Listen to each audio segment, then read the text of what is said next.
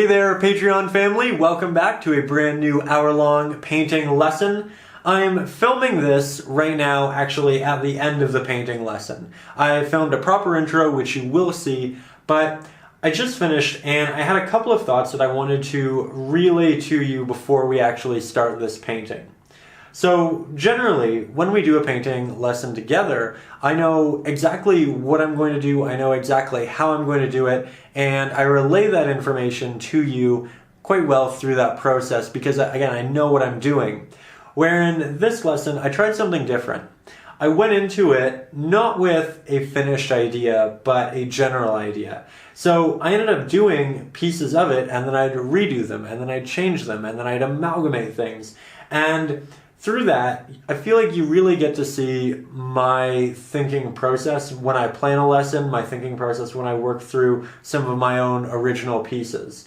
And what it means is that the first time I apply that paint, it's not going to be perfect. It means I'm going to change it, I'm going to iterate on it, and I feel like it presents just a wide variety of different lessons that we don't normally get to teach. You get to paint in this the way I would actually paint, the way I would actually problem solve. In it, I do the sky 3 or 4 times. I just kind of change the color here and there. I talk about why I am, what I think I'm working towards, if it's working or if it isn't, and then how do I get to that proper finish line. And I do the clouds, I think 5 or 6 times as well, just adding different colors. It's a much more loose, playful style of lesson, and I feel like there's a lot of different information that is kind of given in this way. But with that, it means that I'm not able to teach you, this is what I'm doing, this is how it's going to turn out, it's not formulaic. It's not a perfect step-by-step. It is a step-by-step in that I'm taking you through the entire process and I'm showing you everything I'm doing, but I don't know exactly what I'm going to end up with, so it isn't always going to be this very precise, do this, do this, do this. It'll be try this, it'll be play with this. And I had a lot of fun with this. I feel like it was a really fun lesson. I feel like we were able to accomplish colors in a way that we haven't in any other painting before. And it's because of the process. And I'm really curious, when you get about halfway through this or however long, let me know in the comments if you enjoy this style of teaching and this style of painting. Because I feel like the painting was much better for it, but I want to know if the teaching style is something you enjoy. And I want you to be honest. Tell me if you really like it, if you don't like it, if maybe you'd like an amalgamation. I'd like to do more paintings like this in the future, but I recognize that this teaching style might not be as beginner friendly as what we normally do. And I like to keep my lessons fairly open for people who are beginning, who are intermediates, who are more advanced. And I feel like this does sway a little bit more towards the advanced painter, but I feel like as a beginner and as an intermediate painter, you can still learn a lot from it and a lot of lessons that we don't normally get to teach. So let me know what you think. I'm going to now roll the proper intro and then we can get into it, but this was a true joy to work on and I really hope you enjoy the process. What I'd recommend is, above all, don't get frustrated. Use minimal amounts of paint to begin with and then change your layers from there. It's something I did throughout all of this. You'll have a much better time if you're not layering on massive amounts of paint. And recognize that even for me here, the first, second, third layer aren't always the right layer. I'm continuously changing, iterating. Don't get frustrated. Just recognize that as you change each layer, you are learning something new, and that is a wonderful thing. Take those lessons, keep them with you. They will work their way into future paintings, and it's how we all become, honestly, just so much better painters. It's through trial and error. We do a lot of that in this, and just keep that open mind, and don't get frustrated when it doesn't work the first time, because it doesn't work the first time for me, and that is okay. I learn a lot through it, and in the end, we come out with a great painting. So with that, let's hop into the regular intro and have some fun.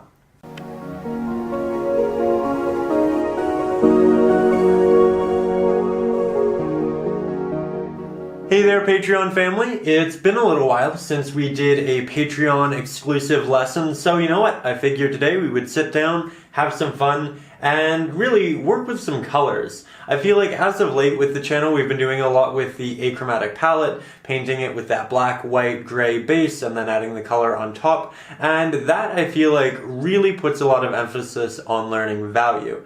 And so, to kind of balance that today, I figured we would paint one with colors and try some really different, interesting mixes, and just kind of continue to learn. So we have a fairly basic mountain here, a large cloud, and of course we'll begin by talking about the materials. So here this is a 9 by 12 canvas. I have a small dish of water here, my painting mat. My palette, it does have a good number of colors on it. Here we have a titanium white, a burnt sienna, a cadmium yellow deep hue, a cadmium red light hue, a primary red, an ultramarine blue, and then a Mars black. You don't need all of these colors. We can mix them with the primary colors. Again, this burnt sienna is really like a burnt umber with a little bit of orange in it, so a little bit of primary red and yellow. This is just a bit of a warmer primary yellow. This is essentially primary red mixed with a little bit of primary yellow. This is primary red, and this is essentially primary blue with a little bit of primary red in it. So you can mix these fairly simply with the basics. As per usual, we will be using 2 smaller round-headed brushes. As you can see, they have those nice soft edges, great for softer applications. We'll probably use them up in the clouds. We don't want them in those harsh detailed areas though. For that we use the small and medium sized flat-headed brushes. This one is 1/2 centimeter wide, this one is 1 centimeter wide. Great for distributing a good amount of paint but also creating a very sharp edge. And then finally we have our larger flat-headed brush, which is 2 centimeters wide and fantastic for big background areas like what we have here on the canvas. So let's just jump into it, and I'm going to begin here today by taking my larger flat-headed brush, dipping the tip of it in our water, and again we only want the tip in there because we don't want to hinder the glue that's kind of binding all of the bristles, and I wipe off the excess, that way it's damp, not wet.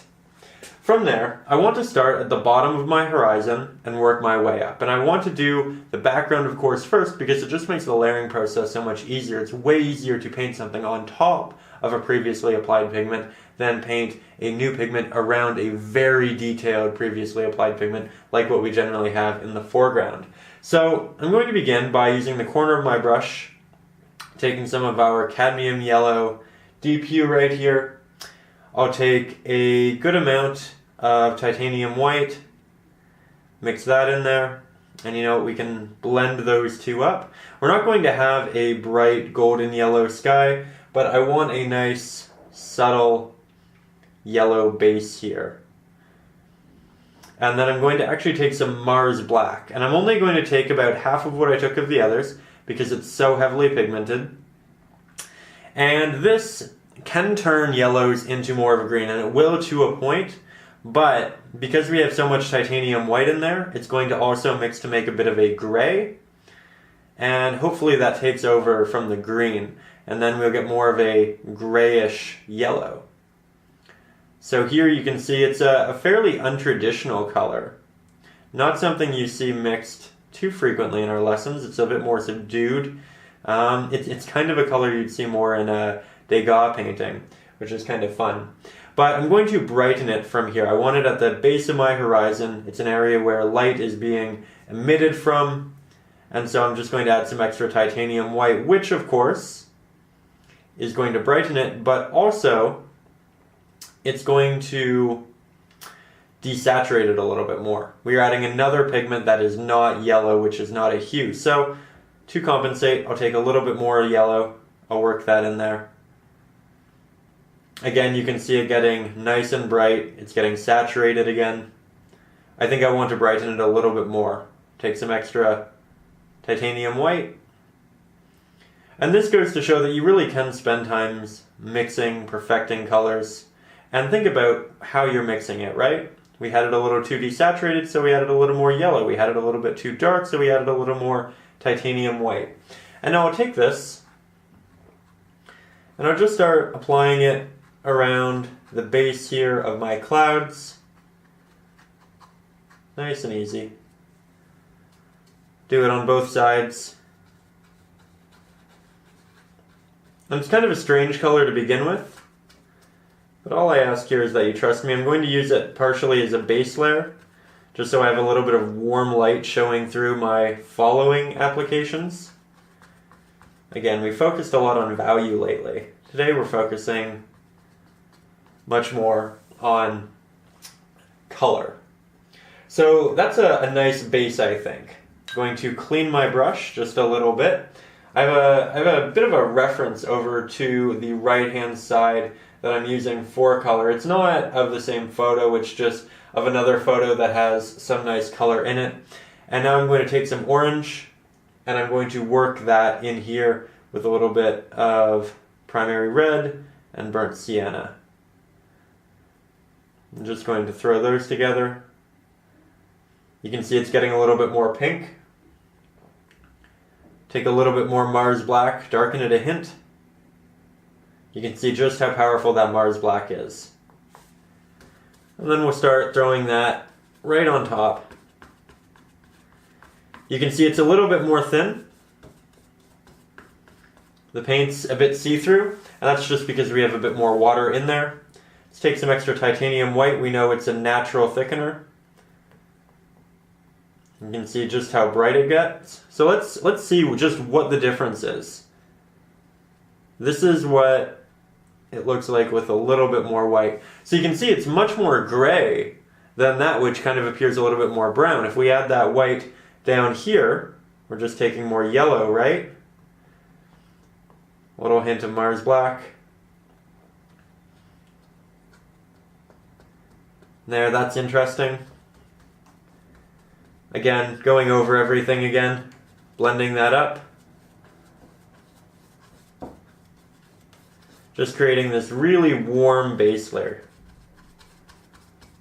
It's not going to stay this color, but this will help us later on. Grab some more.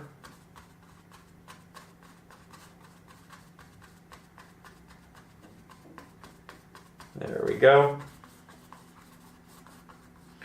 As you can tell, I'm starting to run out of paint, so I'll just wipe off the excess and mix some more.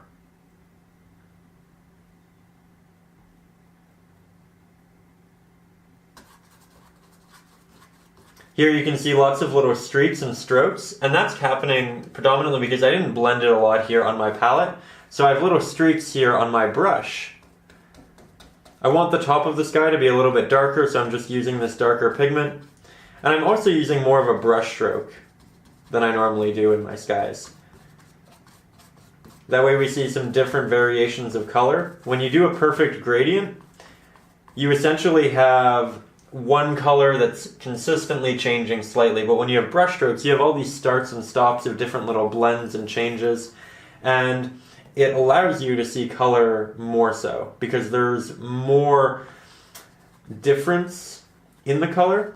It's kind of always changing, and it makes it a little bit more interesting in that. It's, again, not a style you have to work with. Again, you can go back and forth with a very smooth application, make this all very light, or you can just work more loosely, work around your subjects, leave these little brush strokes and impressions in the canvas. It's all entirely up to you, but because we're focusing on color today, I want to show more of that color and be more playful with it. So from there, let's head up to the top and let's start changing this color a little bit. I'm going to mix a little bit more of a reddish purple. So I'll take some primary red, some ultramarine blue, mix those two together. I'll grab a hint of titanium white and a little bit of Mars Black. And I'm going to use Mars Black and titanium white and everything here because I want my mixtures to be a little bit more desaturated. And here you can see I can just go up, I can blend it on top, or I could wait for it to dry. But it's just going to be this interesting application. But I'm essentially, again, using Mars Black and titanium white in all of this, because it's going to desaturate everything a little bit. And that's great because it's going to allow me to pick some pieces, some areas to really stand out. more blue, more red. Blue's generally a slightly more dominant color, so you'll probably need to use slightly more red. And painting the background to be not the color you want it to be in the end is a good painting process to go through as well, just because you learn a lot through it and you learn not to be afraid of changing your painting. I think when a lot of us begin painting, we kind of go in and we say we have to make it this perfect color and it has to look this way, and you know, it's this real fight and there's this worry in it, and you know, you might get something quite close but then you don't go that extra mile because you don't want to mess it up, and that's not a great way to learn. So by painting like this and just continuously changing these weird colors, recognizing that you can paint over things, you can change these things, you just open yourself to becoming a much better painter because you eliminate that fear of failure. You recognize that you can change it, that it is a very malleable medium. Here you can see I'm really jumping around, I'm leaving my brush strokes, it's fine, I'm covering the yellow that I initially had. I have some grain there in the canvas, which is interesting. There we go. And now let's say we like the idea of it, but we really want to brighten it. Let's just take some titanium white, grab a hint of that purple, let's apply that to the bottom. It's going to blend with the yellow, it's going to blend with the purple. We're just going to get something that's so much more bright. I have a lot of pigment there, so I'm going to move some over here. In the process, we make sure both sides are nice and cohesive. Again, just changing my brush stroke.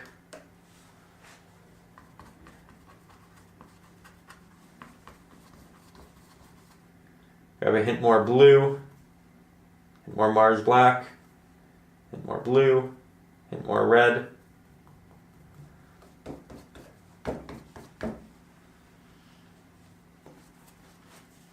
And when we're done with this, the sky's going to look completely different from what it does look like right now.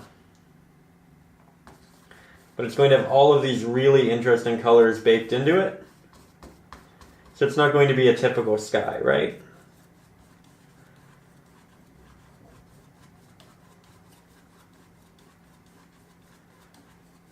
We could have just painted a blue sky, had that kind of bluish purple, but it wouldn't have been that neat.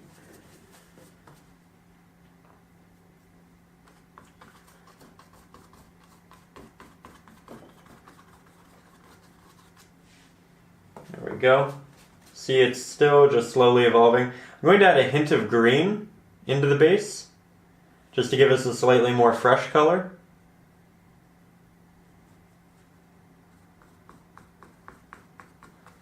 You can see it's quite close to what we were using.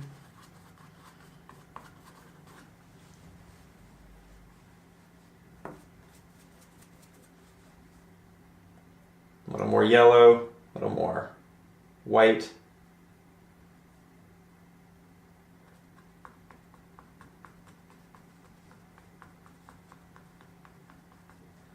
Hint of orange in there.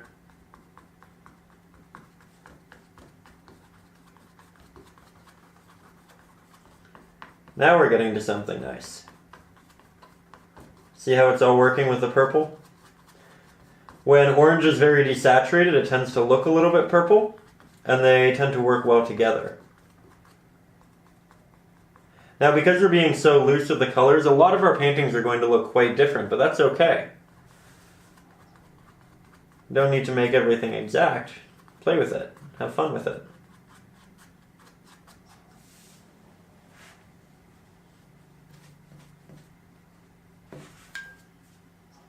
Again, I'm going to take a little bit more of that, work it over into this side.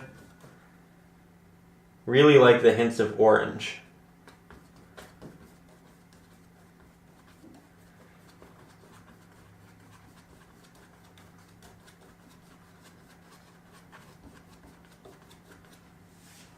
There we go, and again, you can see I'm leaving that tooth of the canvas. You can see I'm leaving little ends of the strokes, and you just get these little extra pops of color that are so interesting. Now I'm going to move into the larger cloud, and then we can come back to the background should we want to, but I think I'm quite happy with that for now. We can also glaze it should we want to. So I'm going to take my medium-sized round-headed brush at this point, and I'm going to mix up a highlight for my cloud. And I think I'm going to do that with a little bit of this cadmium red light hue. I'm going to take some titanium white. And there was a hint of Mars black in there just because my paint's diluted, and I would have taken that otherwise. But I think this will be a really nice highlight pigment for a cloud. And I'm just going to work my way around wherever I feel like there's going to be a true highlight. Being a little more messy with it, just being playful. But I am considering, again, realistically, where's the sun coming from? Let's say it's coming from here. It's moving that way. The light's going to hit it there. And we're going to get this really beautiful pink, pinkish orange.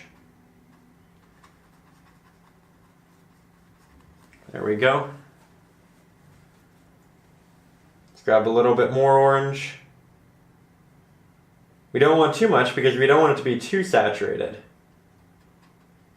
But a little bit is good here and there.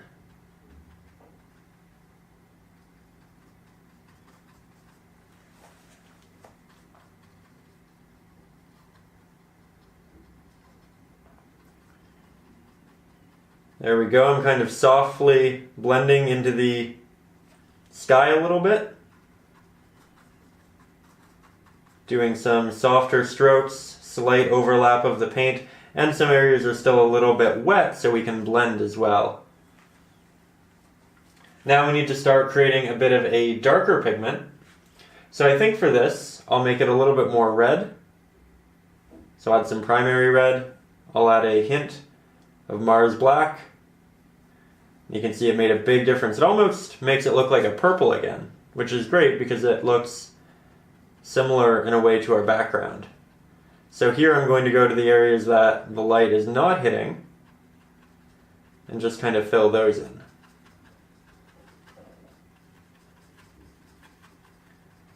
Being loose initially. My layer is relatively thin, but that's okay. I can come back in and just kind of refill that out.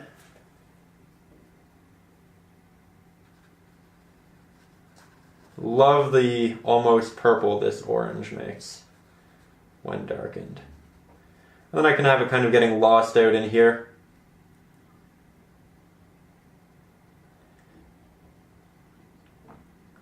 There we go.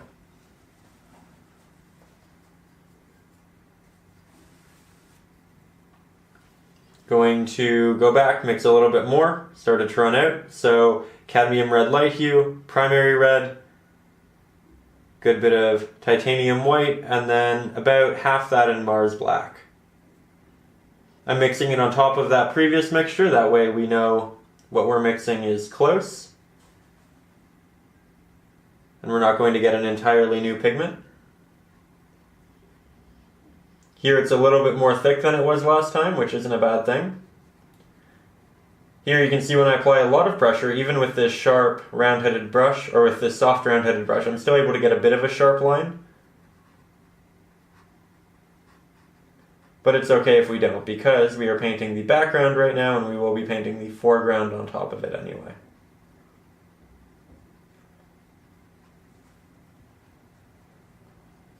There we go.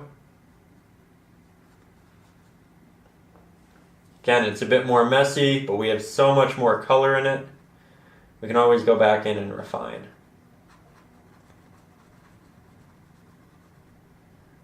I don't normally paint this loose, but can render really nice effects. And as I talk about all the time, I love when you can see brush strokes in paintings. I'm just kind of letting that come through here more. Different styles of painting, right? I personally like to learn as much as I can, try lots of different things, and then play with my favorites. Here I'm just working this down, Here you can see I'm scraping the paint, something I don't normally do because it makes paint very thin, but our layers are already so thin in this that I think it's okay in this one. There are exceptions to every rule. I'm going to step back, see how it's coming. And again, I think it's such strange colors, but that's what's making it really interesting. And once we refine, go back over, it'll be absolutely beautiful. So I'm coming back after taking a couple of steps back, and I've added more titanium white to my palette in primary yellow. I did the primary yellow because I felt like this was just a little bit too deep and I wanted something slightly more fresh. So with that, I'm going to now take my larger flat-headed brush. We're going to come back to the cloud. Again, it's in its first layer, it's very unfinished, but it's a good idea of what colors we want, and now we can kind of match the background to work better with those colors. So I'm taking this larger brush. This is still just slightly wet. That's okay. Ideally, it might be dry. You can wait a little bit longer, but I'm okay with working on top of this. And I'm going to mix a lot of titanium white, going over to a clean area of my palette. That way I don't disrupt anything. I'm going to take a hint of this cadmium red light hue, and I'm going to add about a quarter of what I used in titanium white in primary yellow, and I'm going to mix that up really well here on my palette. And you can see just how lemony that looks. And I can throw that down here at the bottom. There we go. Now I'm going to add a hint of blue into it, give it a hint more of a green.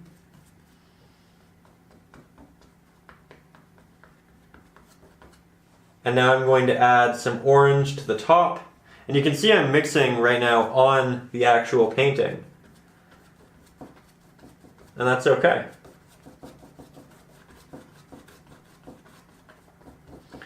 Now I have that nice, bright, fresh color at the bottom. And then it turns into this warmer color that kind of rises up. And it almost creates a secondary, very foggy, loose cloud for the background.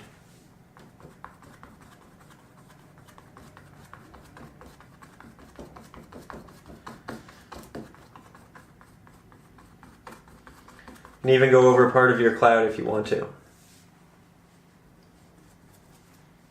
I'll take a bit of my primary red, cadmium orange hue, hint of Mars black, hint of ultramarine blue, hint of titanium white. I'll mix those together, make them a bit darker, a little bit more cadmium or Mars black, make it more into what could be construed as a purple, though again, it's more orange than anything. And I'll apply this to the top, work it down a little bit.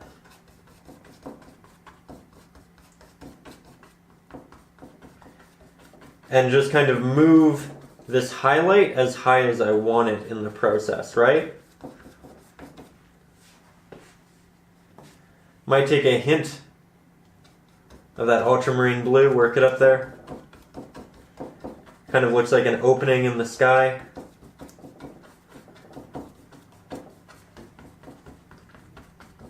It's very rare that we mix this many colors, especially because we do these shorter lessons, right? Doing a painting in an hour to 3 hours, it's a very quick amount of time to do something. So we generally don't play as much as I am here, but again, I really want to focus on color in this lesson and show you that you can just keep changing things, moving things about.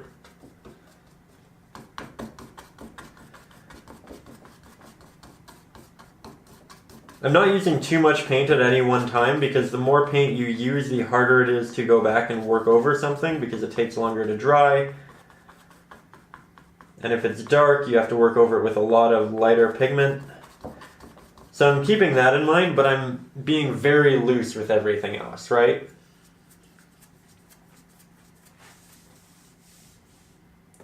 So add a hint more orange into that base area. So I'll take some of this cadmium red light hue, mix that into the pigment we used at the bottom there. just warm it up a hint. Create some little wispy clouds coming out of it.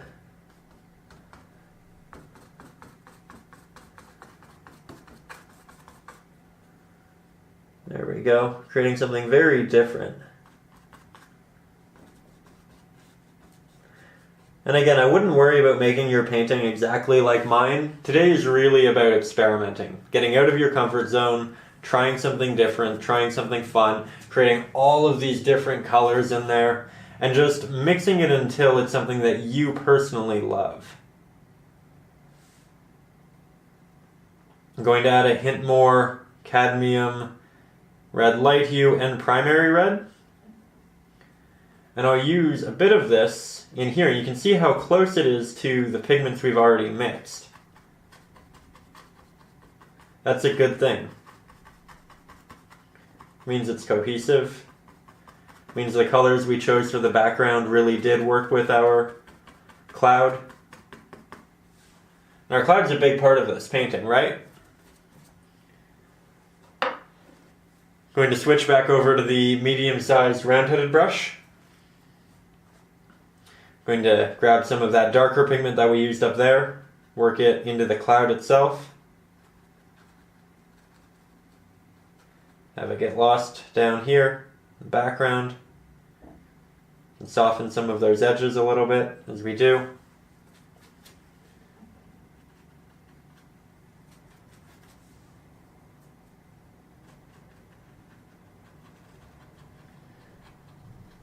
I'm using a fairly dark value here, so it's creating a heavy contrast, and it's making the cloud much more dramatic than it was. If you want something to look kind of soft and subtle, then don't use a high contrast. Use fairly similar values, but if you want something to really pop and stand out, use something much more prominent like I did right there.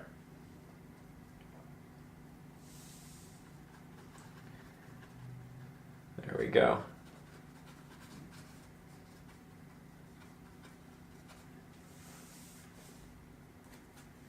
Let's go back to working with some brighter values. Taking some orange, some white, recrafting some of those highlights. You can see how this is actually fairly desaturating compared to everything else though. So if you wanted to interject some color back into it, more yellow, more red, just being more playful. More primary yellow. Try that. Now it's closer to what we had back here. So it's a nice color to work as kind of a in-between pigment.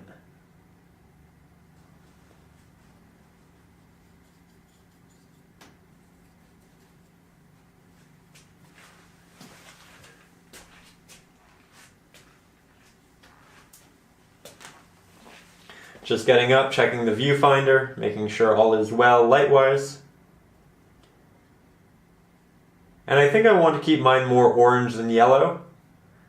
So I'm going back and grabbing primary yellow, cadmium, red light hue.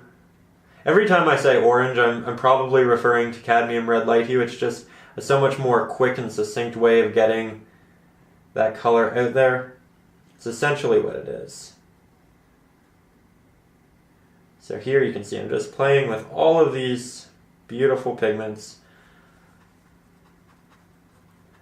Can even reshape my cloud a little bit.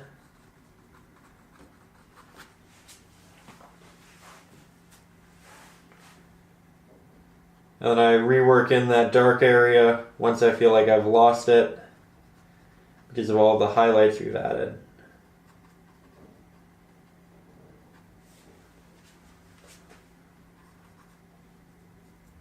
Can mix a little bit more. Primary red, ultramarine blue, hint of Mars black, hint of titanium white. Give us something that looks like a purple. There we go. And again, this is very stark. It's a dramatic value change, right? This is all very mid value to light value. This is a very dark value. So when we interject this, we create that heavy contrast. We make it a much more moody scene than it once was.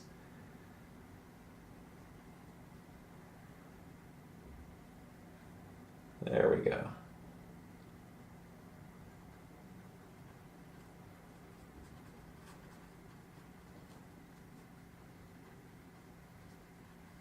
Generally, I layer my light on top of my darks, but here I'm going back and forth in between. And I'm doing that so I get more mixed color. Again, that's our primary focus of this lesson. Mixing as many colors as we can, making it as interesting as we can. And now we'll go back in and add more highlight.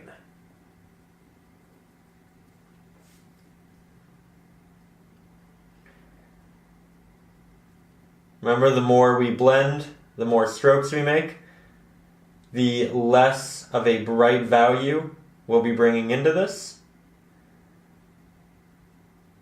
So if you want it to be a little bit more subtle, go over it a bit more, blend it a little bit more like I am here. We're on a little bit of a darker side of the cloud, so I want it to be more subtle, but over here I did less of that blending. It was more of just a tap and release.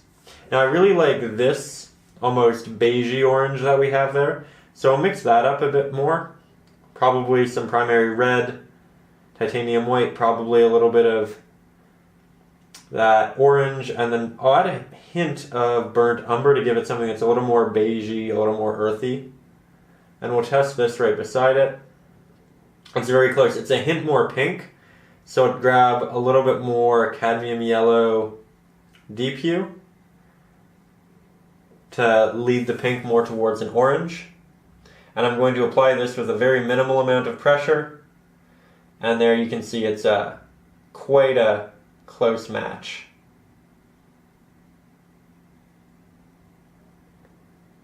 There we go.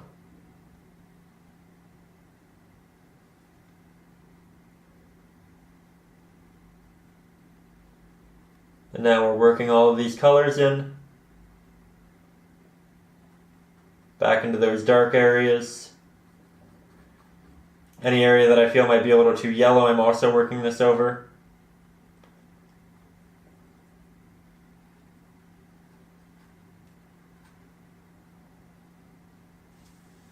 There we go. And now I'm going to go back and I'm just going to soften my darker areas a little bit. I feel like the cloud might be slightly more dramatic than I want it to be. So I'm just lightening those values with a slightly brighter value, or even our highlight. That's actually where I grabbed it from. And I did that because it would just very naturally brighten that area. Now I'm taking some of those darker values, working them back into the cloud in different areas with the highlights again. And I'm just going back and forth and playing with it. I'm also softening things now that I have some colors that I really like. But again, I'm leaving some brush strokes in there. I think it's interesting. I like that. Here, I can also take a wet brush because this is all fairly wet, and I can just do a real blend of it, have it kind of get lost in the background there, start sweeping in and out. Gives it much more of a movement, a bit more depth.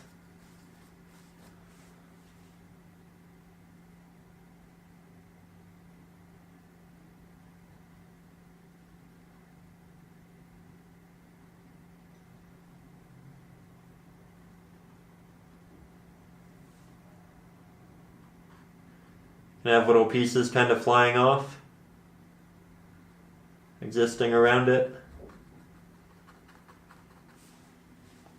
And then we can also take more of this pigment and work it down into the bottom highlight area as well.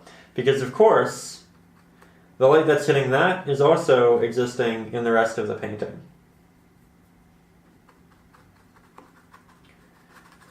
Make it a little bit less yellow, a little bit less green. Kind of blends into the cloud well there.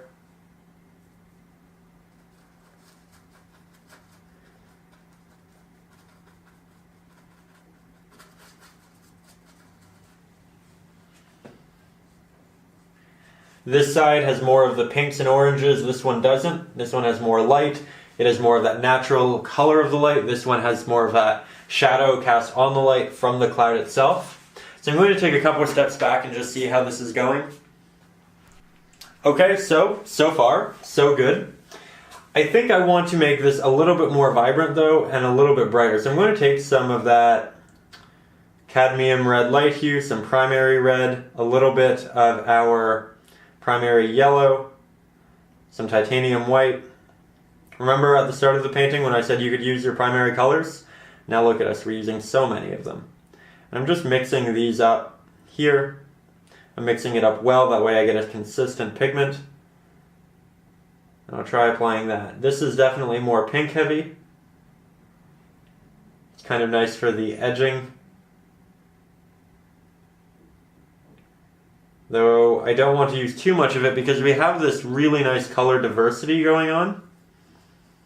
And I don't want to start homogenizing it, making it simply that highlight. So now I'll take some cadmium yellow deep hue, a little bit more primary yellow. I'll mix those together, give us a bit more of an orange.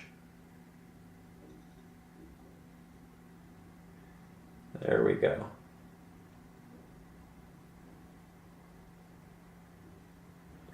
It's significantly more saturated.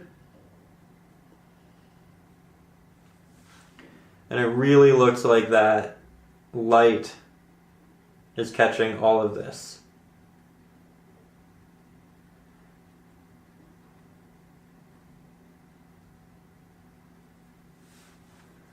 There we are.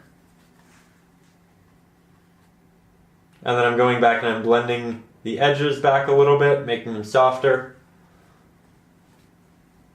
We'll make a slightly brighter variation. It'll be less saturated because there's more titanium white, but it'll be good for some of these edges, these highlights that are receiving the most light.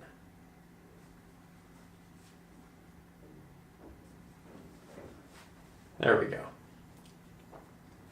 Now let's have some fun with our mountains. And I'm going to do this with the larger flat-headed brush to begin with. I'm going to take some burnt sienna. I'm going to mix that over into our brighter mixture. So this has burnt sienna, cadmium red light hue, primary red, both of our yellows, a good amount of titanium white, and maybe a hint of Mars black. And here I'm just going to apply this to the edges of our mountains here that are facing this direction.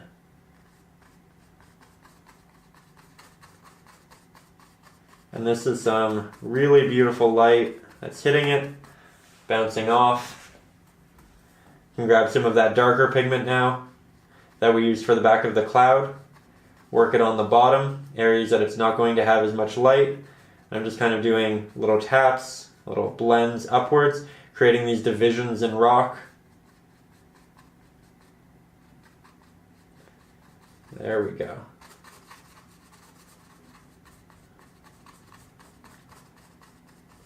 Worked really well. And now it's cohesive, right?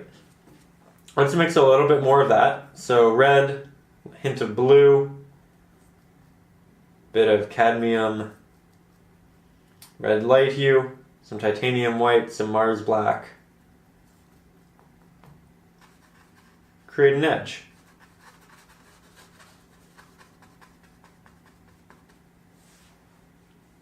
It's a little bit too red, it's a little bit too purple. We'll add some white to it. Still, I think a little bit too purple. But, we'll take some hints of that, work it into the shadows here. Just to diversify this a little bit. And we'll get some yellow to confront that purple.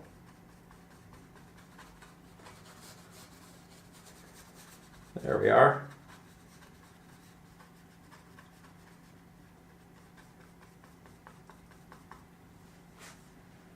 Get a little bit more Mars black to darken it again. Yellow is innately a brighter hue, so we're just going to work with that.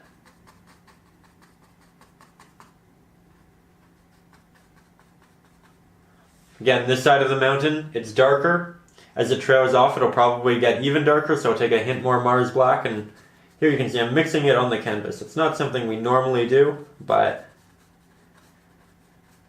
being a little bit more loose with this painting, and again, it'll help add some extra color into your work. Make it a little bit more loose.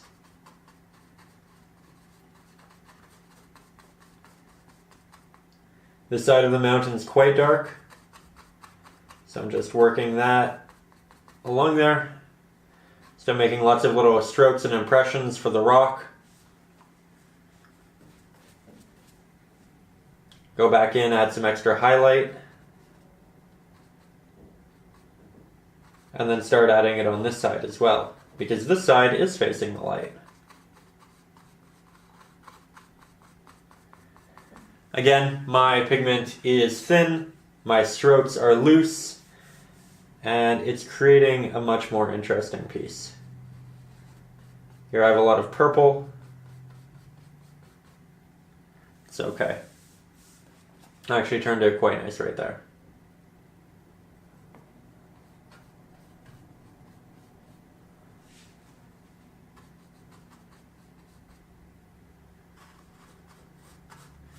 I'm kind of following the edges of my shadows while I have this darker pigment and just filling those in right now,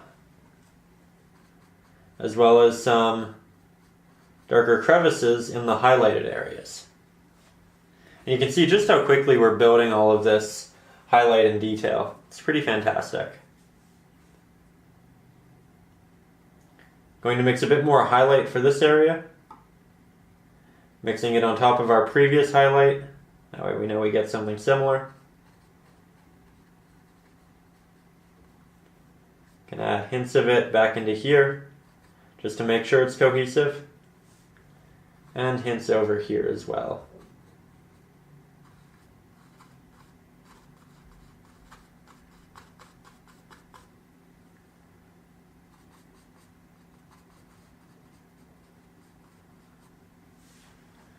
There we go.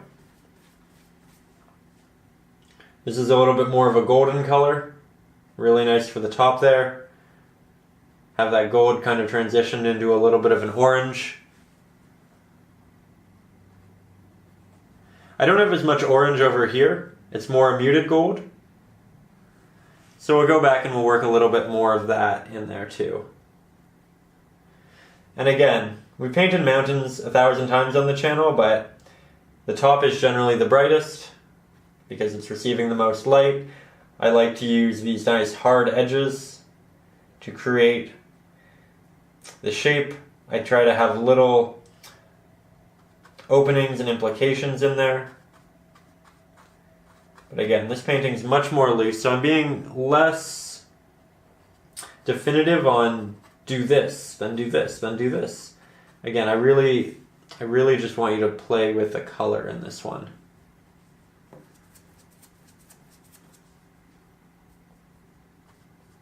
Going back, relayering some areas that might be a little bit thin. I think I'm going to take a couple of steps back and just see how it's going. It's pretty neat. It is pretty neat. It's a little bit more classical color palette wise than what we generally do, what we generally see on YouTube today. But I think that just makes it almost original in a sense. Take a little bit of Mars Black, Primary Red, Ultramarine Blue, into Titanium White, mix up our nice dark mixture, and I'll just create some more shadowy areas here. Things that are opposite to the sun.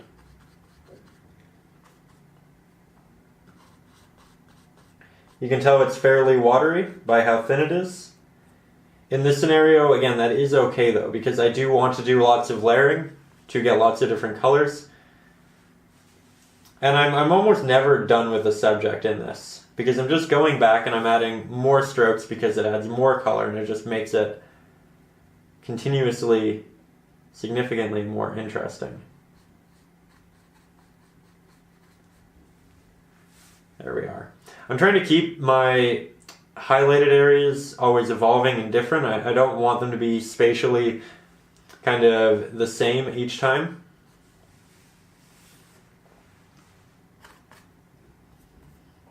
This area should be dark. Starting at the bottom area, and then I work my way up into that highlight.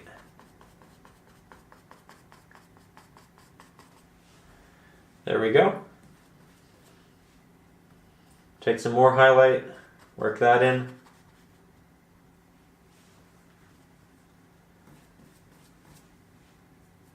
Now this color, it looks very simple. It is a single value, it is a single hue. Let's play with it. Let's add a little bit more red to that mixture, and let's throw that in an area.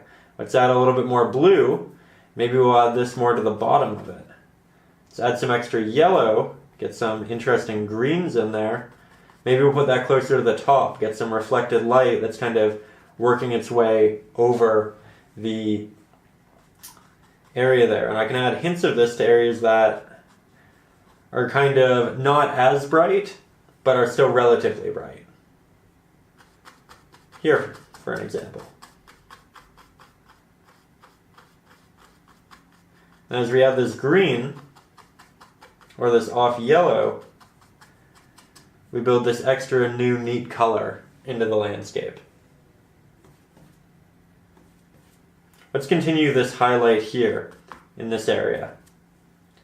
So, cadmium yellow deep hue, cadmium red light hue, primary red, massive amount of titanium white. Test it here. Oh, that's really nice. That might be our best bright value yet. Okay, well now I have to go back and just sprinkle this in.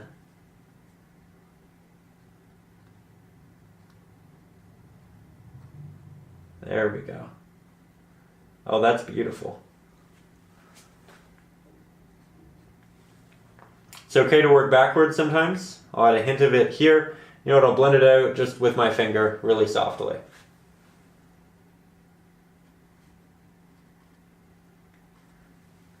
This is the beauty of just going back and playing with color.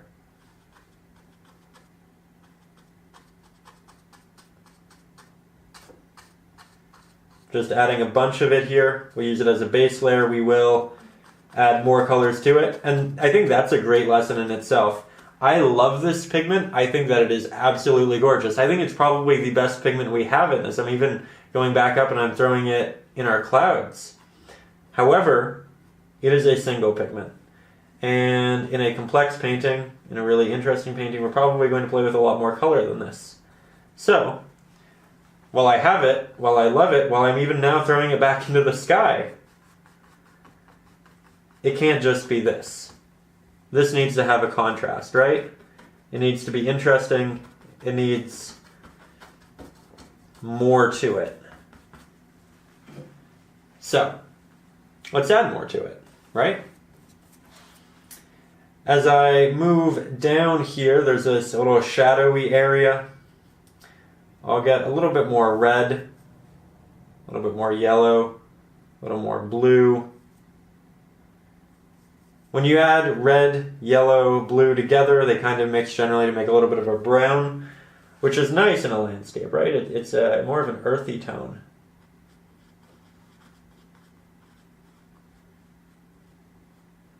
There we go. Work up some of these walls. Back into here. You can see I'm just constantly playing with things, changing things.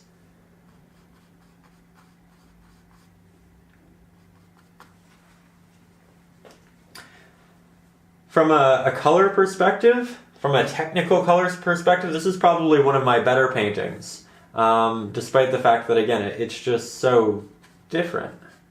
But it's because we're being much more loose with our brushstroke, with our application. We're making things less exact. And in turn, we're coming to more deep, different variations of color.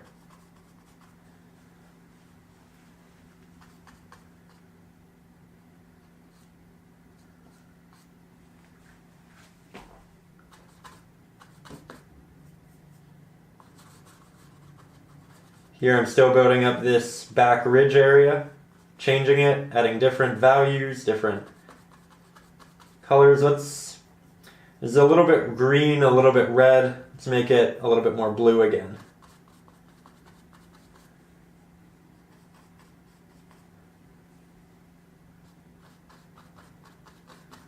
There we go. And now let's take some of this and blend it with that nice golden color we had, till we find something we like. This area will have a bit of a shadow from this, so we'll take a little bit of that darker pigment, work that down here.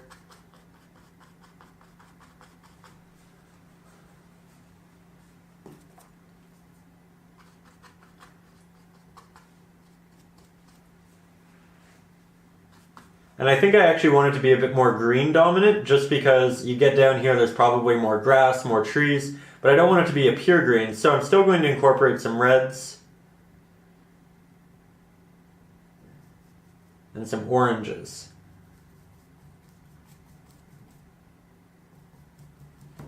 Let's try that.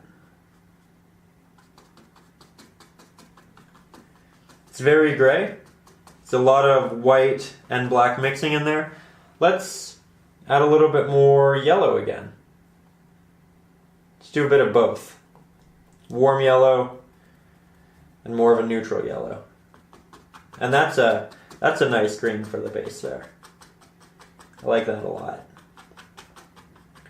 I'm doing a bit of a tap to give it a little more of a different texture than what we've had before. There we go. And I'll have it running up this, and then it gets more towards the rock area, and it'll dissipate, and you'll just see that beautiful light instead. Now I'll make the color here a little bit lighter for some highlights. So add some extra cadmium yellow light hue, a little bit extra titanium white.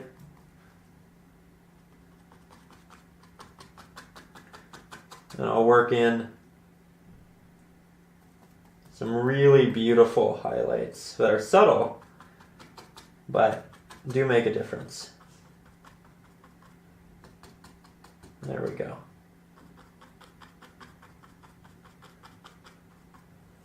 It's important not to add the highlight to all of it, otherwise it becomes mundane, but a little bit here and there really can work well.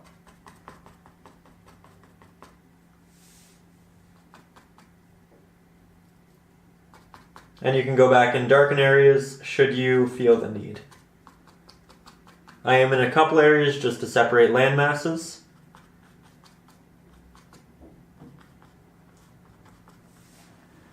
There we are. Kind of have some rolling hills down here now as well. That's neat. You can also go back in and add extra rock to find some extra areas if you want. Have it cut through some of that green.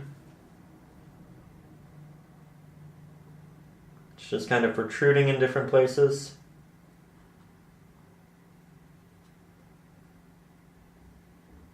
Have little rocks that are sticking out that aren't actually little but look small because of the scale of this landscape, right?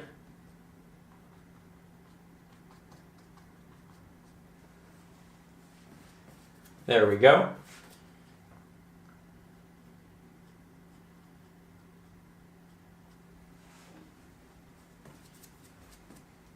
Take a little bit more highlight, work it up here.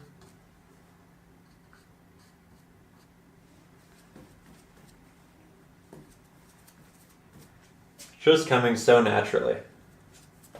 Something I just have the biggest inclination to do is add a little star up here. So I think I'm going to take my smallest round-headed brush because it'll create a soft application. And I think I'm going to create my star with the color that I'm using here. I'm just going to place it right there. Blend it out the edges a little bit.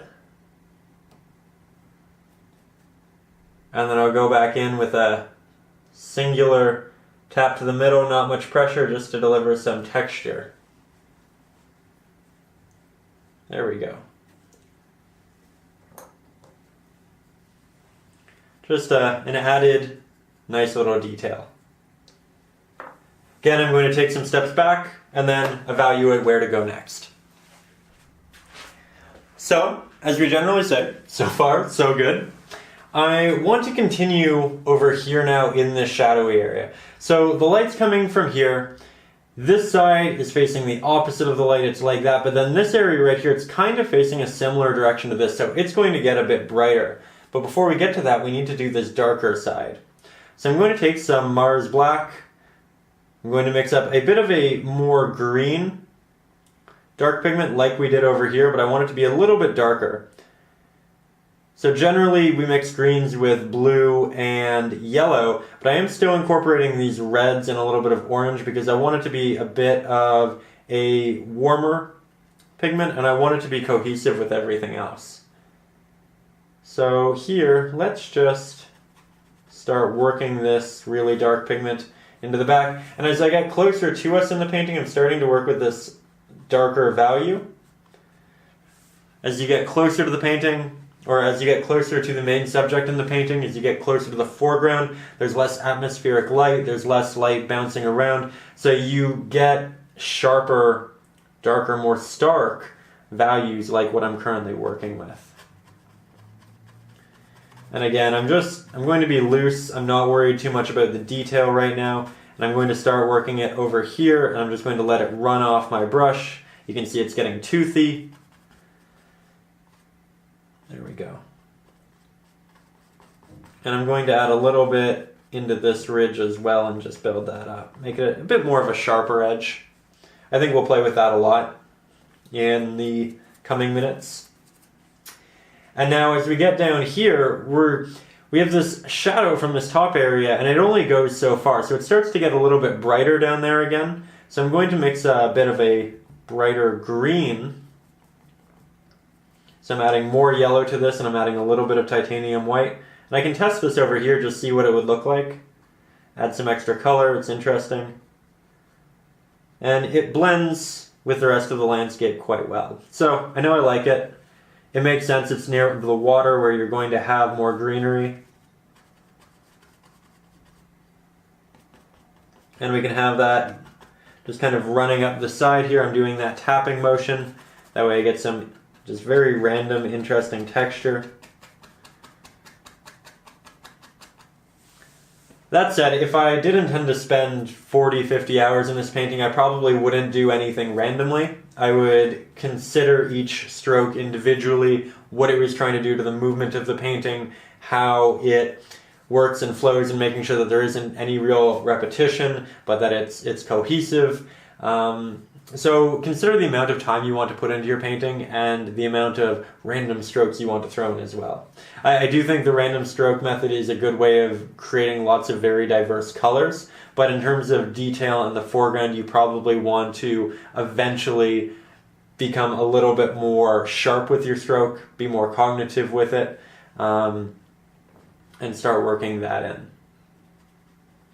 But here, this is meant to be an hour-long lesson. I don't know that it will end up being an hour, but it was meant to be. So I'm being a little bit more random with the entirety of my strokes, and I think we'll still come out with a really nice painting. But just recognize that I am making some of my choices based on time constraints. Take some of this nice green, throw it over here as well.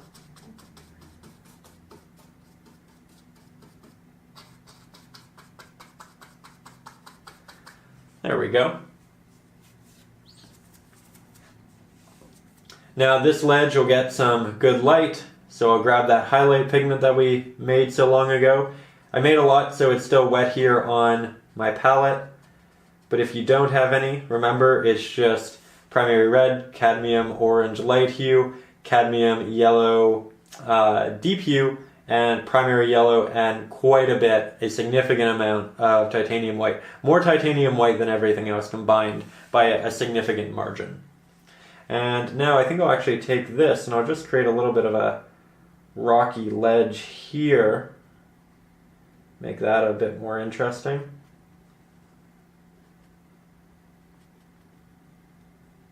There we go. Just create some kind of taper off points.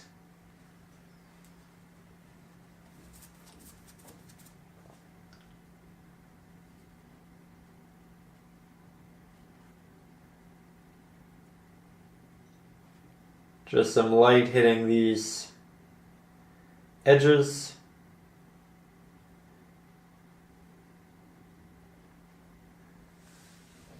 It's interesting. I might go back and take highlights out. There you can see I softened that one. Add a little bit more to this one. Add a little bit more here.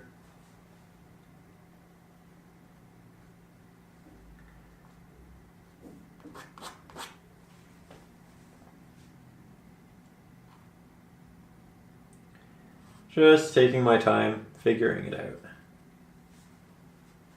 There we go. So now again we have this very messy, loose area, and if you remember, this is what everything else looked like not some long time ago. That's not a phrase, that's not a saying. But it looked like that quite in our near past. Also not a phrase. I don't know what's happening.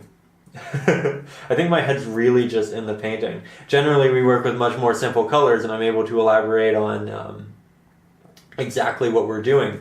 But here, it's less of an exact, and it's more of a play as you go, and it makes it more fun, I think. It makes it more exploratory, which I think is a wonderful thing about painting.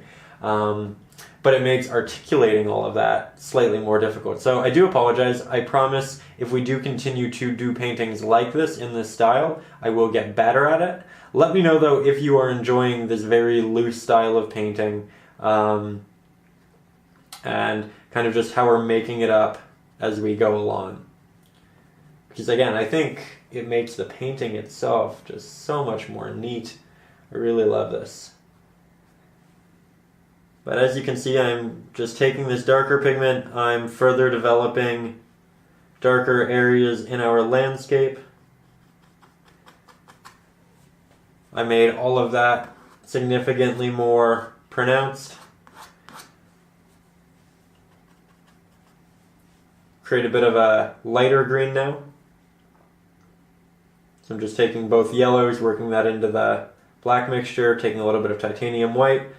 And now I think we can add some highlights to the grass and such, the trees that are working their way around here.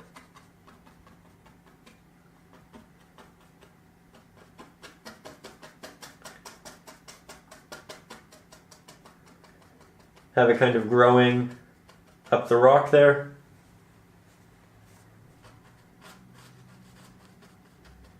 Remember that the rock is darker here, and then over you get a little bit of extra highlight because we move out of the shadow of this area.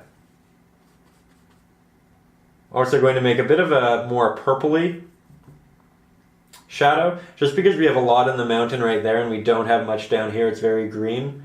So I'm just going to mix a little bit more of that purpley shadow, and I'll work that into the foreground here and down into some of the greenery.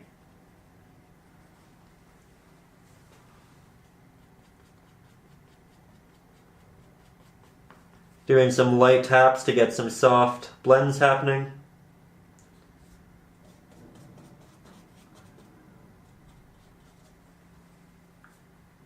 I'll also add some of this darker value over here, areas that I know are going to be a bit darker.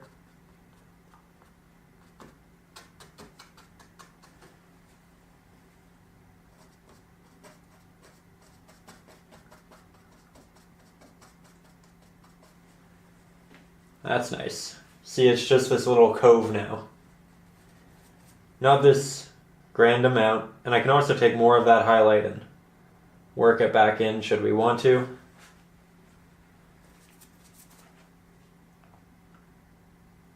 I think we need more highlights and more layers. It's fairly thin paint right there. And you can tell that I'm continuously going back and getting more titanium white as well, just because I want this to be nice and thick in these final layers. There we go. Let's go back, add to these. We just threw a little bit of paint on there because we had some extra and we liked the color. You can definitely continue adding to it, playing to it. There we go. So I'm also jumping around to share my colors a lot more than I normally do. And that again is just keeping it cohesive. We missed this area, so I'm going to fill that in, and I'm going to just take some ultramarine blue, some primary red, mix those up to make a nice purple, get some Mars black in there, get a hint of titanium white in there, mix that up, some more orange, and we'll try applying this down here. The goal was to make something similar to that, but you can see it's actually quite different. It's quite a bit darker, and it's a little bit more red. So let's start by making it brighter. So I'll add some titanium white.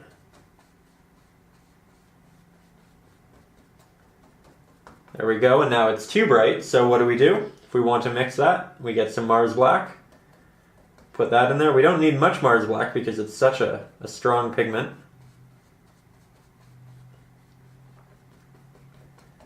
Just blend that up. And it's actually fairly close. It's a little bit brighter right now. It almost looks a little bit more blue. So we could just take some extra red and a little bit of extra yellow and orange. And this will give it that warmer look that the rest of our cloud has.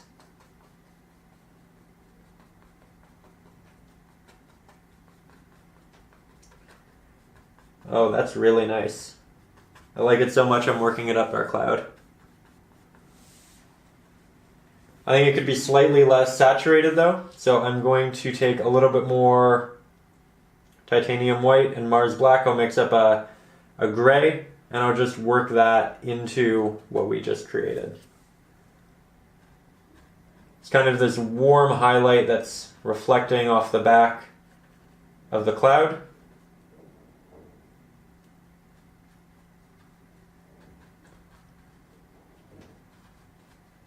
Really nice. And now we have an extra color in there. Didn't even mean to do it, but that's why we play so loosely with color in this one.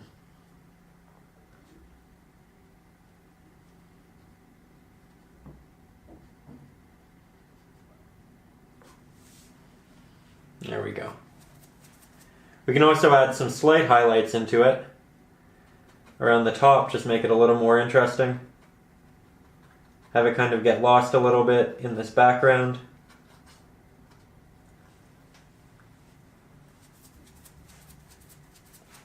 And we can also add another little landmass back here. So I'll use some highlights and I'll just create a sharp stroke, like so. And I'll get a bit of a darker pigment, layer that at the bottom, start to blend it up till it meets that highlight. And I'll use a bit of this highlighted pigment that we left at the bottom in between.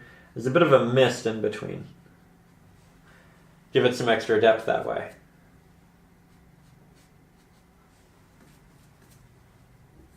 Now I've just about run out of highlight. And that's okay. What we had lasted us a really long time. Very grateful for it. But we can mix up some new by taking some cadmium yellow light hue, some of our primary yellow, a little bit of primary red and cadmium red, light hue, a lot of titanium white. It's not enough titanium white. Look at that. It's a really nice color, but should I apply it? And I'll do it right here. It's a little more orange. So it's great for almost underneath. There's really bright, beautiful areas we created. Here I'm just blending it down. I will use it as an extra color in a couple of areas, just to diversify, make it interesting. Even throwing it in little areas of our grass to get that nice warm light.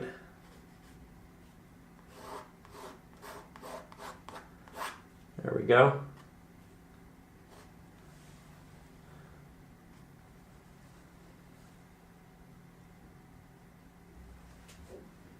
just bouncing around. Now anyways, we do need more titanium white in there, so I'll take that, mix it in, I'll test this, and that's significantly closer. So now I can take it, just work this onto this landmass that I have back here.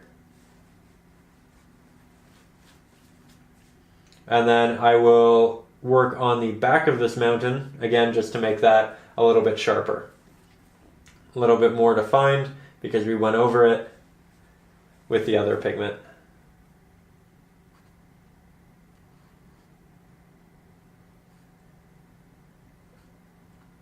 Here I'm going back and just touching up some edges, as I did that one. And you know what? I'll even go back to the top one and just fix that up a little bit. It's a very dark value, so it'll bring it a little bit closer to us in the foreground, which is interesting. But we can soften it again by just taking a little bit of titanium white, mixing that in, coming up and just doing that. Again, subtlety is important. It allows certain areas to pop, allows others to blend in.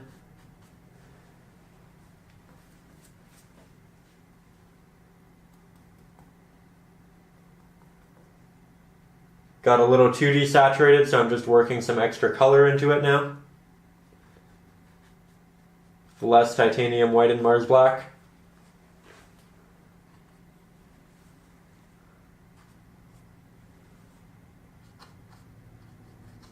And then I'm throwing it throughout the painting. Now this is an area that's kind of bothering me. I feel like it's quite different from everything else we have going on, and I'd like to remedy that. So I can make it more of this rock, or I can make it more green. I think I'll probably try to begin with the rock option and just have it kind of work its way down a little bit. Here you can see I'm drawing with the paint.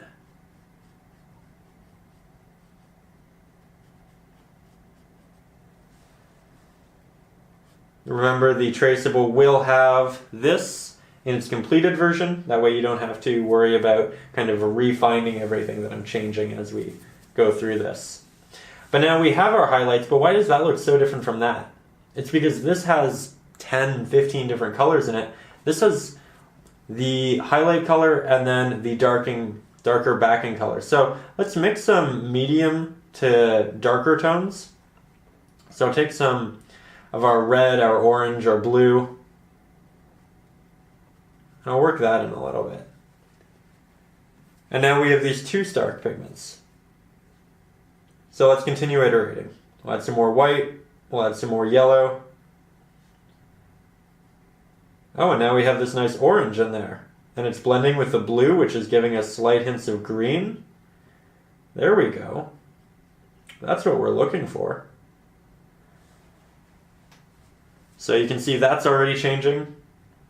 And of course we had more of a darker orange that looked like a purple that we use in the shadows of this. So I'll take some red, some orange, some Mars black, a hint of titanium white, and now we have a nice shadow color that we used before.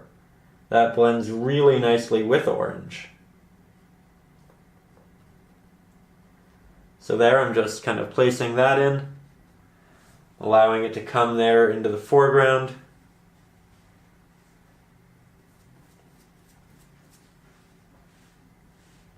And of course we need that green at the bottom. So we'll start working that into the bottom and then back up.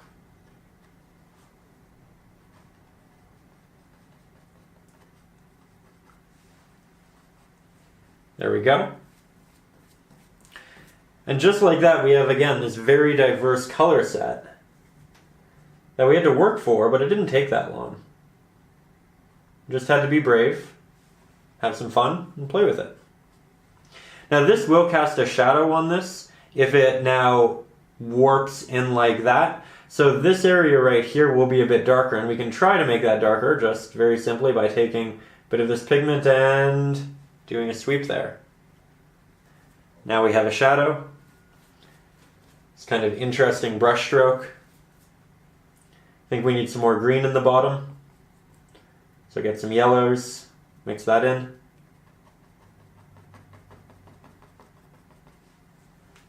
There we go.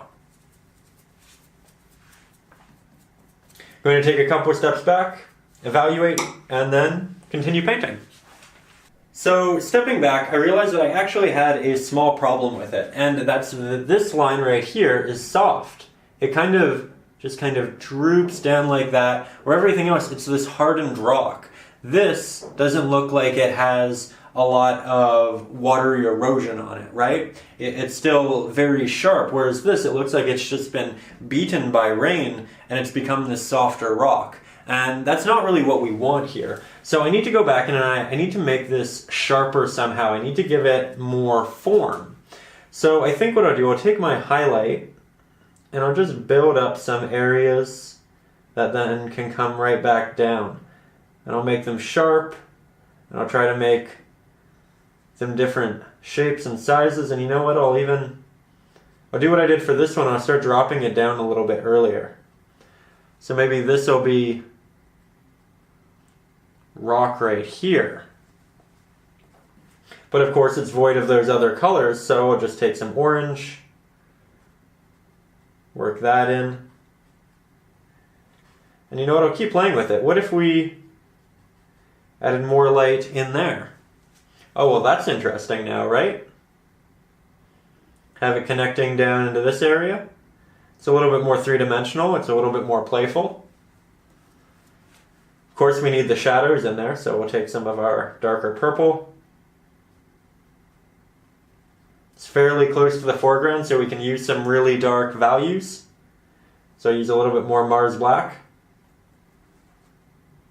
And again, I say purple, this isn't actually a purple, we don't have any blue in it. It's really just a desaturated orange. It's a very deceiving pigment, but it's great in paintings with palettes like this that are a bit warmer. And it can kind of act as a trick for a cooler hue. It's a bit more of an advanced painting method and choice of color, but as you can see, it can turn into something really, really neat.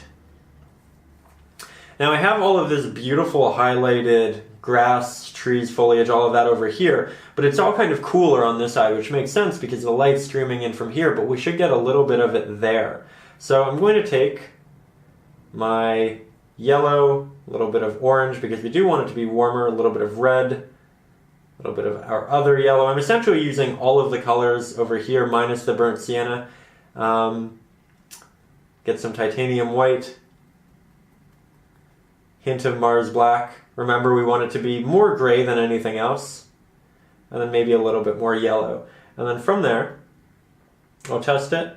I can test it over here too, just see how it blends in. It's quite good. It's a little more saturated than everything else though, so I will desaturate it by adding a little bit more Mars Black, a little bit more titanium white. I think I probably went too far with it there. Yes, now it's a bit of a gray. So I'll add more of both of our yellows back in. Test that, and that's certainly better. Just keep playing with it until you get what you actually want. And then recognize that you're going to change it all in a second again because you want more color in your painting. There we go. This area is kind of sticking out, it's protruding, it doesn't have all of this shadow happening, so it can be a hint brighter, and I might even use a little bit of our rock in there.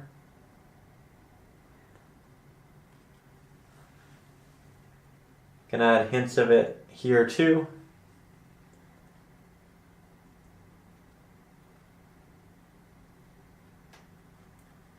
There we go, because remember, we use that rock color as the base layer over here, so it's kind of baked into everything.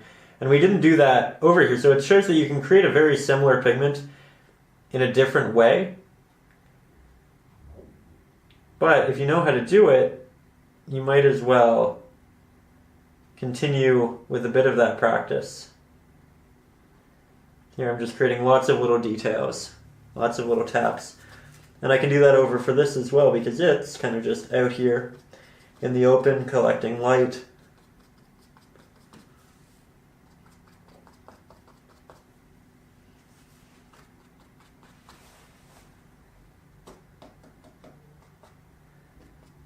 Being playful with my strokes.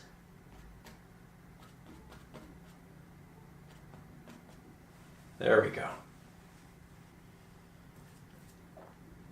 Now, let's continue by working on this water that we have down here. So, what color is water? A lot of us, I think, innately think of water as blue, but it's really just because it's a reflection of the sky, right? If you're in a very green forest, you'll probably have more of a green water in there. If you have a sunset, then your water is going to look orange. When you have a color like this in the sky, you say, what color is that? It's a lot of them. And that's really the true answer that we need for this. And I want to begin here by thinking about shadow and light. Because this light that we have here on the rock, it's going to reflect in the water. But this color that we have in the shadow, that's going to reflect in the water. So we really need to play with more of those pigments. So I'm going to start by mixing up a very dark base here. I'll get some primary red, some orange, a little bit of our cadmium yellow deep hue, get some Mars black, and I'm essentially mixing a color that I'd use for the shadows of my rocks. And then some titanium white. Mix those together, I have this nice gray, and you know what, I'll test it over here because it's a fairly open area. I'll put it right down here because this is going to reflect into the water.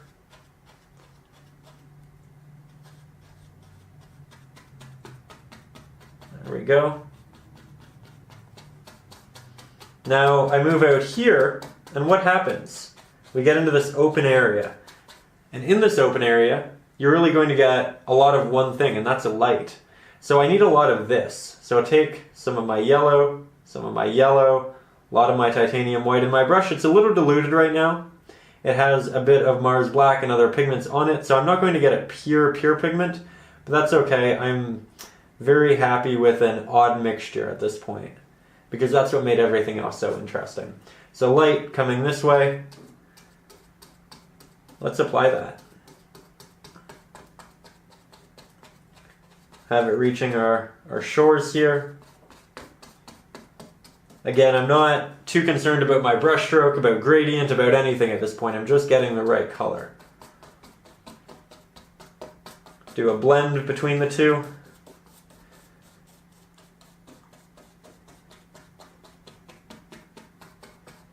Take some of that darker pigment, I can move it out, make this more interesting. We also can't have the entirety of the area that gets light in this yellow, because it wouldn't really make sense, right?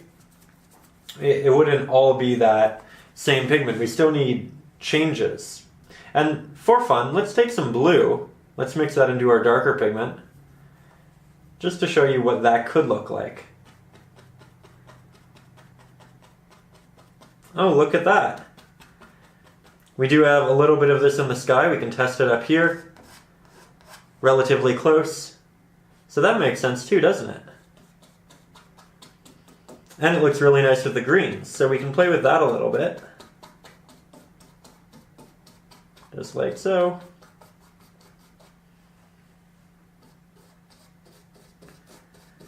Work it around my other land masses. And as you do this, when you're being loose with your stroke as I am, you'll probably have to go back in, fix up the edges of the land masses a little bit, just because we will be covering them, we won't get those sharp lines, and it's worth it to play with the color and find these really interesting possibilities with it. So just keep on that path of exploration, of trying things. It really will bring you to the best painting possible. And a set of rules, techniques, and knowledge that'll just work so much better in future paintings, right? Because we're doing the painting here, but we're picking up so many techniques and ideas and color mixes just naturally. Things that I'm not even teaching you, I'm sure you're finding in the process because it's such a exploratory piece color-wise. And you get to incorporate that in the future. Here I'm doing lots of little vertical strokes, as you can see. That's just to give us a little bit more of a watery effect.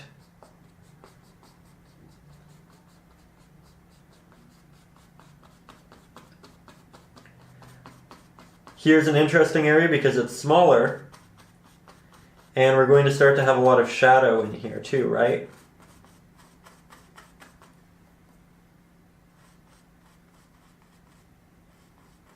There we are. So that looks really nice, but realistically, we're not going to have that much light working through there. It's working this way, which means the backs of this will be a bit darker. So I'll take some of that more bluey purple mixture and I'll kind of work it behind some of these mountains and whatnot. And then I'll go back to the horizontal stroke just to give us that watery effect.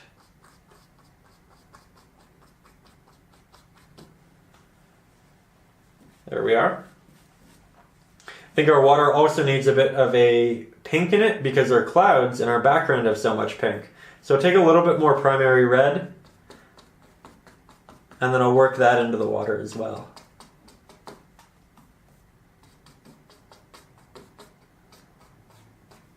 Making large strokes, small strokes.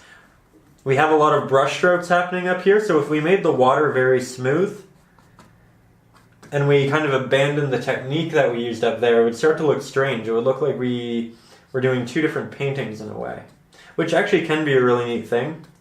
I actually just saw one of our members do a painting like that. They did the background with an impressionistic stroke. They did the foreground with more of a pop art line work stroke application, and it turned out to a really, really neat piece. So you can do that. But generally, if you want something to be cohesive, make sure that the brush stroke that you're incorporating in one part of the painting is being carried through in the rest of it. There are exceptions to that rule. Like I said, I did just see one, but in general, it's a good thing to consider. Here I'm adding more light.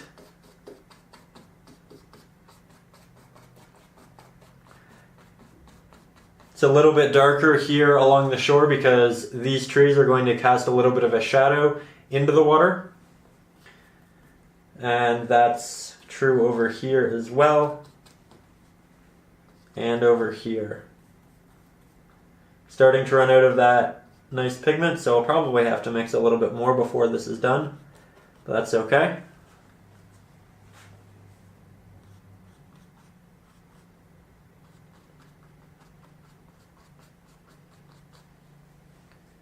There we go.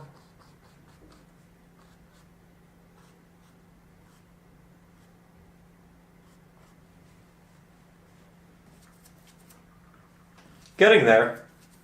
It's getting fairly close. Now I'm going to switch to my smallest round-headed brush, and I'm going to make a little waterfall here. I'm going to do so with a good amount of titanium white and a hint of whatever we have over here. I'm just going to do lots of little strokes running down. And I'm doing this so that it kind of looks like it's bouncing off rocks a little bit. And it's just creating a very natural flow. Some of it's semi-transparent because that's how water works. And it's a bit more white than everything else in that first application. So I'll go in and I'll give it a little bit more color. And this will be our real highlight pigment for the water. So now I will go back to that larger flat-headed brush, take more of that titanium white, mix it into there. And it's not a titanium white, but it's this really beautiful bright pigment that has hints of everything else that we've used. There we go. Lots of it over here.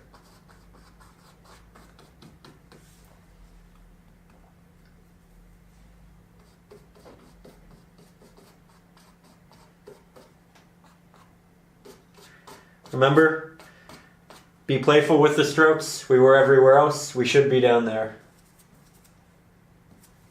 Going to switch to the medium-sized flat-headed brush. Mix up a little bit of our darker fake purple. So again, Mars black, primary red, cadmium orange hue, titanium white. Just like that. And I'll come in and I'll fix all of the edges that we kind of hindered as we painted in all of our water here. Just make those nice and sharp again. I'm not creating the bottoms exactly where they were though. I'm making them a little bit higher. That way you can see part of that bottom kind of sinking into the water. Makes it a neat effect. There we go.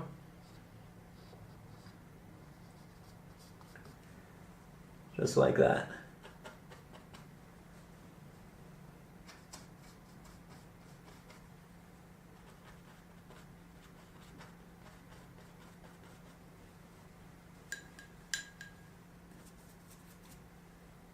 Going to blend with a little bit of water in some areas just to get a smoother transition of color.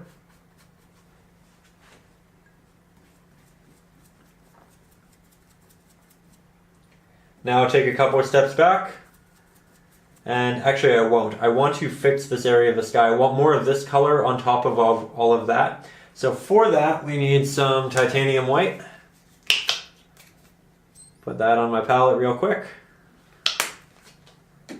Get that medium-sized flat-headed brush.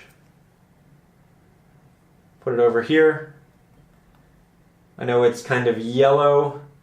I know that it's kind of orangey. This is a great exercise in remixing pigments. Give it a test. Oh, look at that. It's almost a perfect match. Apply it right there. And I'll kind of let this landmass get lost in some of the light here. It's a neat effect. Do it over here and here as well.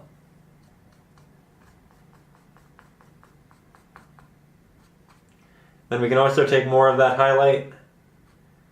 Just tap it into more of our rocks, make them a little more interesting, give them some extra protruding areas, catching light.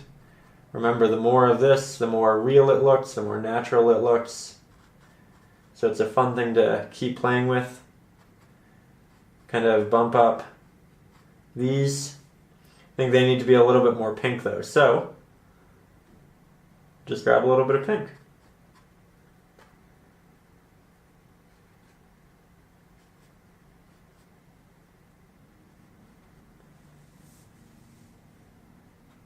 Now, if you're watching this painting first, or if you're currently painting it and you're frustrated with portions of it, recognize that when you go into something like this and you just kind of play, you're going to have to do a lot of problem solving.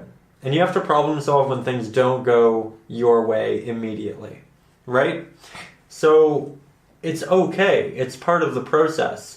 I had to fix that up a number of times. I had to replay with my clouds and my colors. I did the sky 3 or 4 times. And it was just finding what really worked, what I really wanted this piece to be. And you can come in and you can do the same thing. Don't give up if it doesn't immediately look the way you want. Remember that it is about trial and error and about having fun with it and mixing all of these really weird colors that make paintings that look interesting and different. It's significantly less formulaic, right? We do the black and white, the achromatic paintings, and it is all about formula. It is about establishing value, and then it is about applying color once that is fully established properly. This is very different. But doing paintings like this will teach you a lot more about color, and then you can take those lessons in color and interject them into the achromatic paintings. That way you're learning everything well, properly, correct? And in an interesting way too, I think. So it's something to consider. I'm still just kind of going back at this point and fixing little things up. I really like all of the colors we have. I like the shapes we have in the rocks. I'm still working on the edge that meets the water for a lot of it. That's the one part at this point I feel like I don't love and I want to keep playing with. I just feel like it could be a little bit more interesting, so I'm trying to add extra rocks that protrude and make these different shapes and things. We could also add plenty of little islands out here. And you know what? Why don't we do that? Why don't we just have some fun? I'll take my smaller flat-headed brush. We haven't used this yet. It's great for the really detailed areas. Would have been great for up here had I not felt like I had a good handle on it. We'll just grab some of that darker mixture. And we'll place in some small land masses. So I'm just drawing these in freehand right now. Again, they will be in the traceable.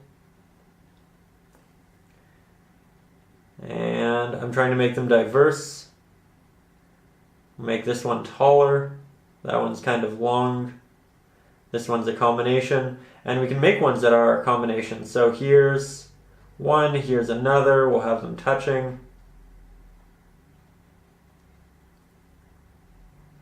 Have them overlapping.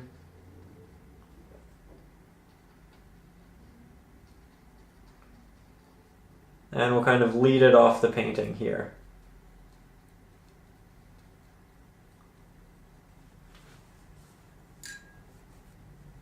We'll also do another, let's say, here.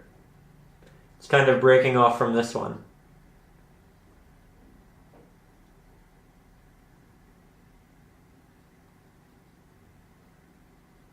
Just like that. Maybe we'll add an extra little piece here as well. Just building more in the reality, right? Now we'll need some good greens. So we'll get some yellow, work that into our darker mixture. Apply that at the tops. This will be a good base layer for some of our greenery. I'm still being pretty loose with it.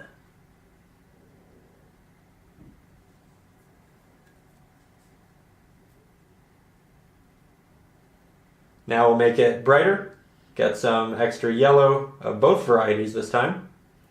And a hint of titanium white, because again, we don't want it to be too saturated. It's a little bit saturated. I think I'll add a little bit of orange in there too, just to tone down that kind of lemony color we had in there.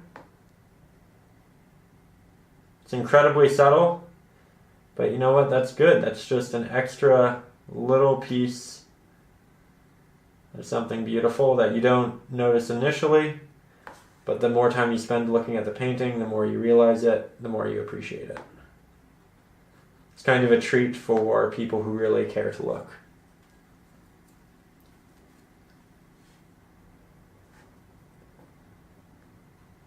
Also going to take hints of this and work it back into our rock.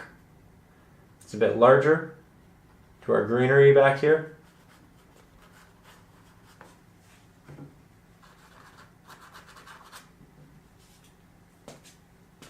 It's also fairly saturated, so I think I'm going to tone it down a hint.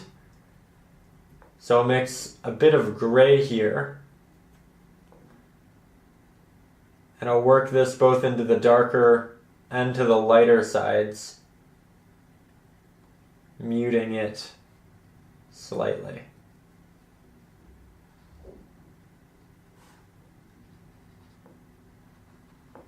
Now we don't have direct reflections of anything in here, but I think that's okay.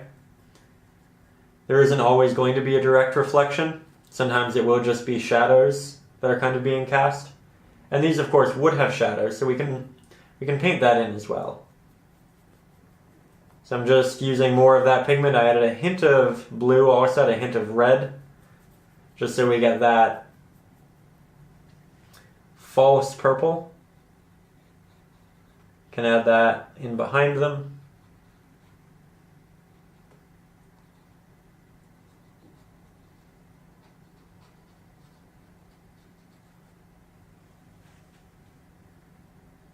And in front in some cases as well.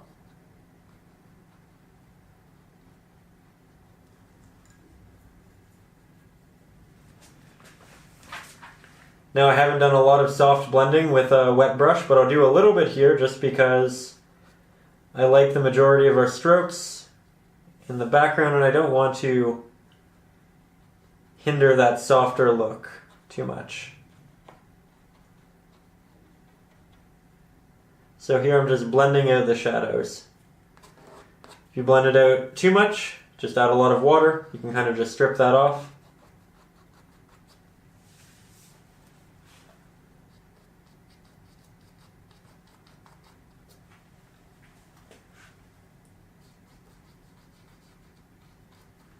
There we go.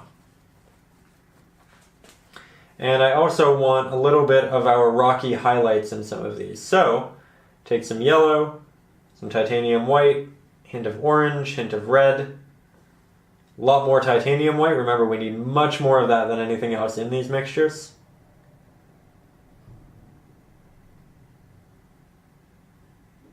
Though we are getting closer to the foreground, so we can start to make things slightly more saturated.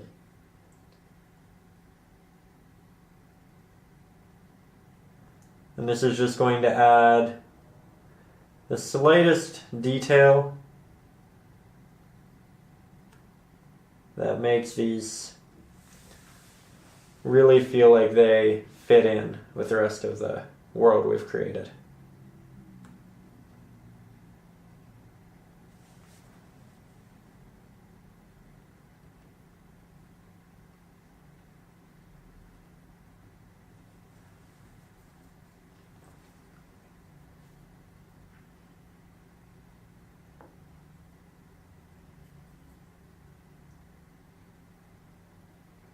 There we go.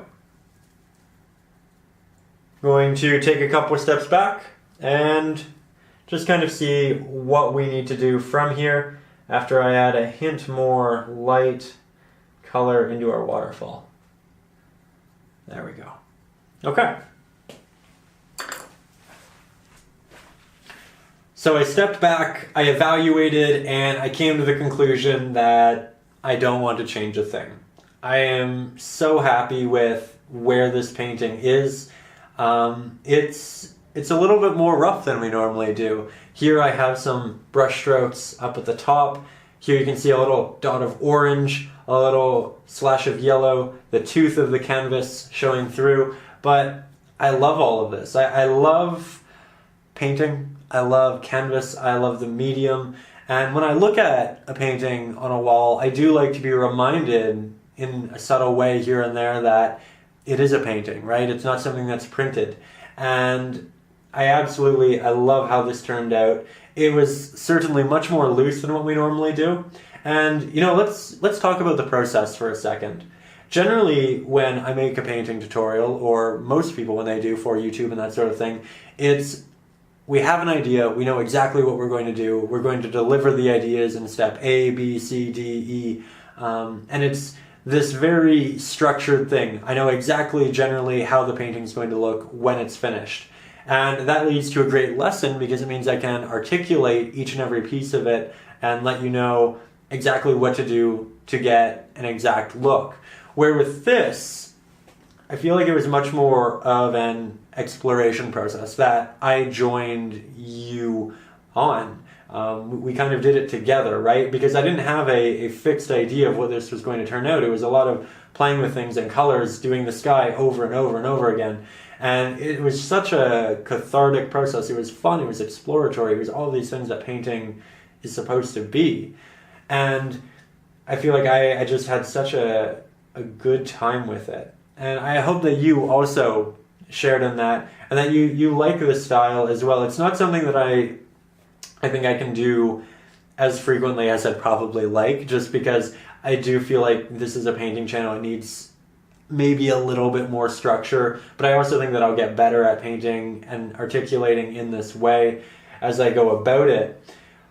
But I'm curious if you liked this painting style, where I didn't know exactly what I was going to do, but we figured it out, we had fun together, and we made it something. And I'm sure, again, your version is probably going to look quite different than mine, just because of all of the color mixing. There was a lot of playing with things, and we all have our innate liking for different colors, so we all probably leaned in our own little way towards one thing or another. But let me know. I feel like I was able to get across a lot of different ideas in this one than I normally am.